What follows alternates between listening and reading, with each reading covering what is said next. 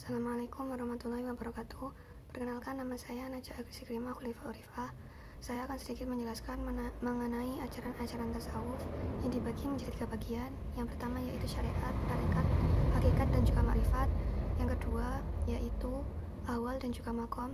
Dan yang terakhir yakni mengenai ihsan kamil dan juga waliullah.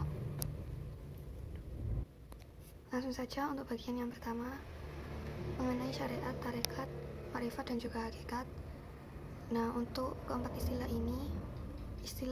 istilah ini merupakan tahapan penting bagi seorang sufi dalam perjalanan spiritualnya. Untuk syariat itu merupakan fondasi utama dalam beribadah dan juga bermuamalah. Yang kedua yaitu tarekat. Secara bahasa, tarekat yaitu artinya jalan. Secara istilah, artinya yaitu jalan atau metode dalam mendekatkan diri kepada Allah melalui bimbingan mursyid. Selanjutnya yaitu hakikat atau realitas terdalam kesadaran hakiki akan sifat-sifat Allah dan juga rahasia di balik ibadah. Yang terakhir yaitu ma'rifat atau pengenalan langsung dan mendalam kepada Allah Subhanahu wa taala, yakni tingkat spiritual tertinggi ketika seseorang mengenal Allah dengan hati.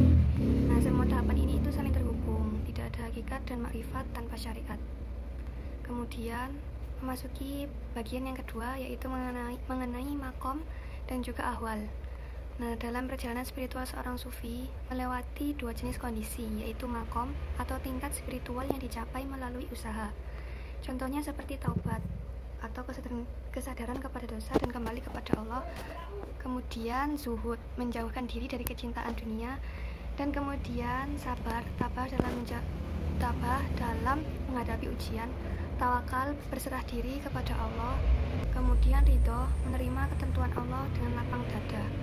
Nah, makom ini perlu mujahadah atau perjuangan batin. Jadi tidak didapat secara semata-mata, tapi memerlukan sebuah usaha terlebih dahulu. Kemudian yang kedua yakni ahwal atau kondisi rohani yang dikaruniakan oleh Allah.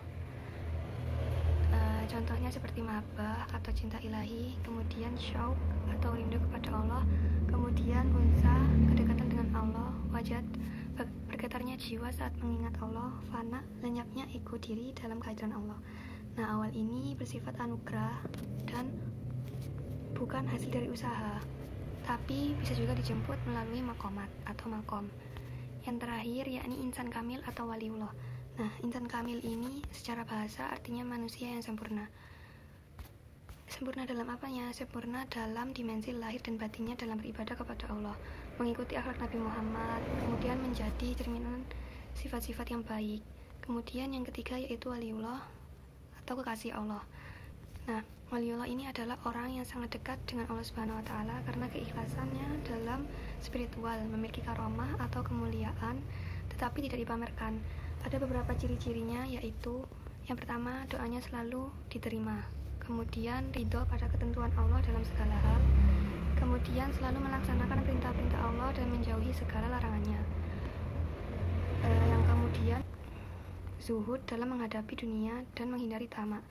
Yang kelima, tidak cenderung dengan dunia dan tidak berlomba-lomba menumpuk kekayaan. Kemudian yang keenam, bersyukur apabila mendapat rezeki, baik banyak ataupun sedikit. Dan yang ketujuh, dalam menerima cacian, pujian, bahkan kekayaan ataupun kefakiran tidak mempengaruhi keimanannya, baik secara lahiriah ataupun batiniah.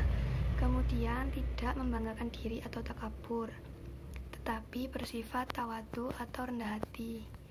Yang terakhir, mempunyai akhlakul karimah. Nah, waliullah ini itu dipilih oleh Allah